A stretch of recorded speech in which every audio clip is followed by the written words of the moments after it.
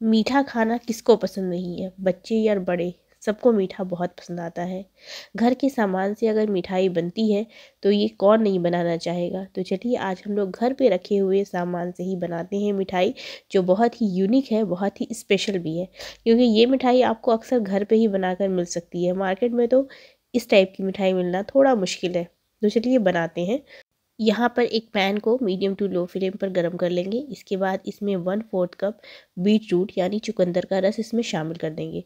कुछ नहीं करना है, चुकंदर को आपको बहुत अच्छे से ग्रेटर में ग्रेट कर लेना है और उसका रस निकल जाएगा, फिर उसे इसमें शामिल कर दें। इसके बाद इसमें चीनी शामिल कर दें और इसके साथ इसमें आधा कप खोआ शामिल कर दें। अब इन सारी चीज़ों को बहुत अच्छे से मिला लेना है। इसे पकने में थोड़ा टाइम लगेगा, पहले ये बहुत अच्छे से मेल्ट हो जाएगा क्योंकि इसमें चीनी भी दिया गया है, तो ये पहले मेल्ट होगा, इसके बाद ये सूखेगा। अब इसे तब तक पकाना है जब तक कि ये सारी मिक्सचर जो है वो एक जगह जमा ना होने लग जाए। और यहाँ पर मैंने लिया है खोया। खोया में शामिल किया है मैंने 2 टीस्पून कॉर्नफ्लोर और खोया यहाँ पर 200 ग्राम है। अब इसे हल्के हाथों से बहुत अच्छे से मिलाना है। यहाँ पर सबसे इम्पॉर्टेंट पार्ट यही होता है कि इसको मिलाने का जो तरीका है ना, वो बहुत इम्पॉर्टेंट है। हाथ की हथेली से इस तरह से प्रेस करते हुए इसे मिलाएंगे। ये कम से कम 20 से 25 मिनट आपको मिलाना है, बिल्कुल चिकना कर देना है, आटा से भी ज़्यादा चिकना हो जाना चाहिए। क्योंकि अगर ये आपने बहुत अच्छे से नहीं मिलाया तो जब हम इसे चाशनी में डालेंगे तो ये टूट जाएगा। तो यहाँ पर इस प्रोसेस को बहुत देर तक करना है और इसे हाथ से इस तरह से मिचकारते हुए इस तरह से मिलाना है। और देखिए जब आप इस तरह से मिलाएंगी ना तो ये बिल्कुल चिकना हो जाएगा, बिल्कुल स्मूथ जैसा हो जाएगा। और जब इसके आप पेड़े बनाएंगे या जो भी शेप आप बनाना चाहें तो वो बिल्कुल चिकना रहेगा और उसमें ज़रा भी दरार नहीं रहेगी। और देखिए यहाँ पर मैंने इसे बहुत अच्छे से मिला लिया है। अब हम इसको बेलन नुमा शेप दे देंगे। और बेलन नुमा शेप देने का मतलब ये होता है कि जब आप बेलन नुमा शेप देती हैं ना, तो इससे जब छोटे छोटे पेड़े इसको जब तोड़ते हैं तो ये सारे इक्वल साइज़ में टूटते हैं। तो इसमें जो होता है कोई भी साइज़ बड़ा और छोटा नहीं होता है, सारे एक साइज़ के बन जाते हैं। यहाँ पर आप शेप कोई भी दे सकती हैं, लेकिन मैंने यहाँ पे अंडानुमा शेप दिया है ताकि मुझे इस टाइप का ही चाहिए था। और देखिए इस तरह से पहले राउंड करते हुए इधर से थोड़ा सा प्रेस करते हुए इस तरह का शेप दे देंगे और इसी तरह से सारे पेड़े को बना लेंगे। मीठा जो है वो सबका फेवरेट तो होता ही है, लेकिन मीठा में कुछ अलग अलग चीज़ अगर खाने को मिल जाए तो क्या बात है। अगर आपको ये रेसिपी अच्छी लग रही है तो रेसिपी को लाइक कीजिएगा, चैनल्स पे नए हैं तो सब्सक्राइब ज़रूर कीजिएगा। और यहाँ पर देखिए मैंने सारे अंडानुमा शेप दे करके इस तरह से पेड़े बना लिए हैं।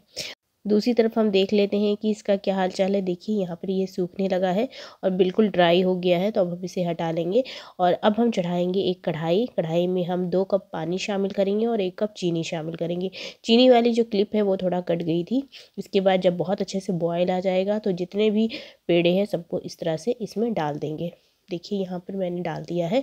अब इसे हाई फ्लेम पर ही इसे लीड से कवर कर देंगे, 10 मिनट तक हाई फ्लेम पर पकने देंगे।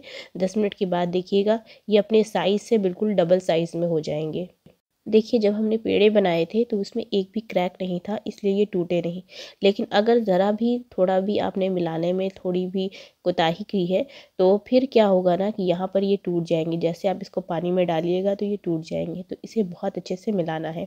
अब यहाँ पर लो फ्लेम पर 5 मिनट के लिए पकाएंगे और इसके बाद ये रेडी हो गया है। तो अब हम इस मिठाई को अभी कंप्लीट नहीं करना है, अब हम इसमें स्टफिंग करेंगे। कैसे करेंगे चलिए देखते हैं। सबसे पहले चाशनी से सारे मिठाई को निकाल लेंगे। यहाँ पर ये मिठाई जो मैं तैयार कर रही हूँ इसमें सारी चीज़ें घर की ही शामिल हैं। खोआ आप घर पे इजीली दूध से बना सकती हैं और जो मैंने फूड कलर तैयार किया है वो भी मैंने चुकंदर से बनाया है। तो यहाँ पर कोई भी चीज़ ऐसी नहीं है जो आपको बाहर से लाने की ज़रूरत है, इजीली आप इसे घर पे बना सकती हैं। और यहाँ पे देखिए अब हम इसे निकालने के बाद बीच से इस तरह से कट लगा देंगे। और कट लगाने के बाद मैं इसे अंदर का आपको दिखा देती हूँ कि देखिए अंदर में किस तरह से जाली नुमा हुआ है, क्योंकि ये बहुत अच्छे से तैयार हुआ है। अगर आपने इसको अच्छे से मिलाया है ना तो ये टूटेगा भी नहीं और अंदर से बहुत ही सॉफ्ट बनेगा। अब जो स्टफिंग मैंने तैयार की थी उसको अंदर में इस तरह से रख देंगे और इसी तरह से सारी मिठाई को तैयार कर लेंगे। मैंने काट कर आपको इसलिए दिखाया ताकि आप अंदर से देख लें कि अंदर से ये कितना सॉफ्ट था। अगर ज़रा भी ये अच्छे से मिक्स नहीं होता है तो अंदर में लम्स हो जाते हैं और जिससे मिठाई बिल्कुल ख़राब हो जाती है। मिठाई ऐसी होनी चाहिए कि जब आप मुंह में से लें तो ये बिल्कुल जाते के साथ ही घुल जाए। मैंने ये मिठाई फ़र्स्ट टाइम बनाई थी और ये बहुत मज़े की बनी थी। तो आप भी इस रेसिपी को ज़रूर ट्राई कीजिए और मुझे कमेंट्स में बताइए कि आपको ये रेसिपी कैसी लगी और आपकी इस टाइप की मिठाई कैसी बनी। अच्छा, यहाँ पे क्या होता है ना कि स्टफिंग में जैसे मैंने खोआ डाला है ना, वहाँ पे आप चाहें तो ड्राई फ्रूट्स भी डाल सकते हैं, वहाँ पे आप चाहें तो गाजर का हलवा भी डाल सकती हैं। तो अपना जो है ना नया तरीक़ा से आप बना सकती हैं। तो यहाँ पर मैंने इस तरह से बनाया था, एक तो ऊपर भी खोआ है और अंदर भी खोआ है, तो आप समझ ही रहे होंगे कि कितना ज़ायकेदार हुआ होगा, कितना मज़ेदार हुआ होगा। इसे आप बनाकर स्टोर भी कर सकती हैं, 15 दिन तक ये बिल्कुल ख़राब नहीं होगा। बस इसका ध्यान रखना है कि इसको आप फ्रिज में रखें तो ये बिल्कुल भी ख़राब नहीं होगा। और इसके बाद यहाँ पर मैंने दूसरे प्लेट में इस तरह से इसकी प्लेटिंग कर ली थी, क्योंकि बोलते हैं ना कि देखने में जो खूबसूरत होता है वो खाने में भी अच्छा होता है। तो सबसे पहले इसकी प्लेटिंग करना बहुत ज़रूरी है। यहाँ पर मैंने इसकी प्लेटिंग की है और इसके ऊपर में जो थोड़े से स्टफिंग बच गए थे, उसको ऊपर से मैंने डेकोरेशन के लिए इस तरह से डाल दिया है, ताकि ये देखने में और भी अच्छा लगे। और देखिए यहाँ पे बिल्कुल ये वाली मिठाई, इसका नाम क्या है मुझे खुद नहीं पता, क्योंकि मैंने फ़र्स्ट टाइम बनाया है। तो आप बताइए इसे क्या कहते हैं और इसका क्या नाम होना चाहिए। तो अगर आपको ये रेसिपी अच्छी लग रही है तो प्लीज़ वीडियो को लाइक ज़रूर